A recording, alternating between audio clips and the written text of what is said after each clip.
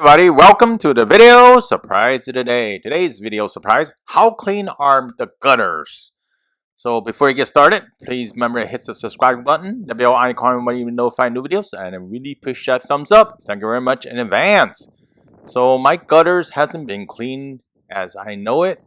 First level looks pretty clean over here. So my gutter guy I called to repair a gutter says, well, you might want to clean those gutters. Well, I say it's very clean on the first floor. Have you looked up there on the second floor? So the second floor is up there, and they have gutters as well. And usually, I don't like to climb up there, or even climb up there and take a look, right? So, yes, I haven't cleaned them ever, to be honest. It's more than 10 years. Let's put it that way, right? But the first one is pretty clean. It's not that dirty, and I rinse it, and I see all the water coming down. Why should I waste money cleaning it, right? Or even why should I even waste water and time cleaning it? Well, in back of my place, there's a little hill.